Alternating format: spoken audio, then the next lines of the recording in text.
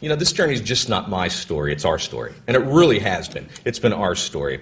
It's a story of faith, family, friends, community, and love. Tonight, something special is happening.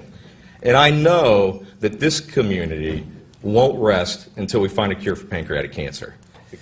On our journey, we've had many angels touch us, and our faith has been strong.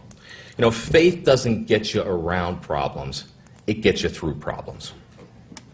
And we've been God-winked many times along the way, too. And a God-wink to me is those moments when you realize something's at work that's greater than you.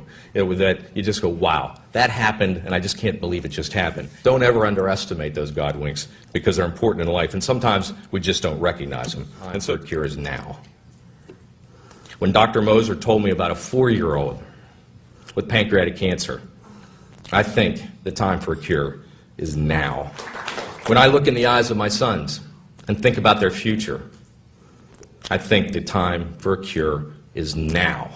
And when I look out over this crowd in this room, and I see the love and commitment of this community, I know the time for a cure is now. I'm proud of the way the community has handled this diagnosis, too. When somebody within our family, within our village, gets a diagnosis, you know, what does the community do? And this community has responded well and held us along the way many times. Over these past 18 months, what have you learned? And I think there's 3 things that really stand out to me. And you know, don't get constipated. To me, that means change a habit. Get rid of your stinking thinking, if you will. I mean, as I you know, change, and as I think of that change, I mean, change was made for me. I mean, I didn't choose this disease. For whatever reason, it chose me. And I thought, well, gosh, what did it create for me? It created more time. And so being forced to change, making me forced to get unconstipated, if you will, in my thinking, has been a huge blessing to me, because now I'm definitely more in touch with my spiritual side, because I've now taken the time. I take the time every day to spend that time reading the Bible and spending time with the Lord, and that's been a huge thing. The second thing was get up and put your pants on. Live life. You know, get out of your chair. And if you're ever going to accomplish anything in life, you have to get out of your chair. This is both physically and emotionally. You got to get out of your chair. Because we all have those days when we don't want to get out of bed. We all have those days when we don't want to get off the couch. But when we get off the couch and we do something, we get a sense of accomplishment. We feel good about what we are and who we are. We feel better about ourselves, and life gets better. And so I think it's important that you get up and put your pants on. The third thing I've learned is eat like a bird, poop like an elephant. And I know you're really sitting there thinking, what the heck could that possibly mean? Well, to me that means leave behind more than you ever take. It's really, there's a lot of takers in this world. Are you a taker? Or are you a giver?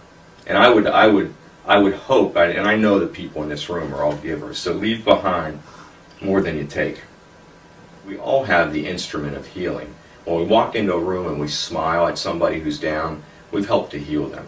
When somebody's hurting and we put our arms around them and hug them, instrument. And I encourage you to use your instrument to help heal people every day, to touch people, and use your special powers to be able to reach out and touch those. And last year, hundreds of thousands of people died from this nasty disease called cancer. 40,000 people died from pancreatic cancer last year. Think about, and when you think about this, at the very least, it should make you angry. I mean, at the absolute very least, it should make you angry. And so what are you going to do? Are you going to get up and put your pants on? Are you going to change a habit when it comes to fighting this nasty disease? Are you going to leave behind more than you give? I look at this group tonight, and I know this group's willing to do that. But it's not going to take just money. It's going to take leadership.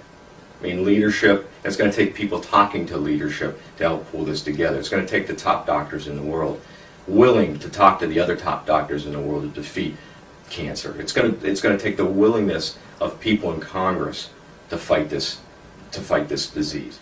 And so I encourage you to go beyond grist, run, and gun and talk to those folks in leadership.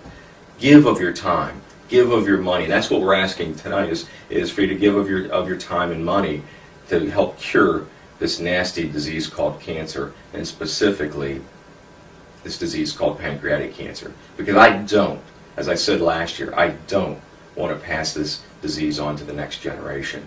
I mean, I think if we let that happen, then we failed our kids, and we can't let that happen. A lot of times I conclude my prayers with, Lord, leave no doubt.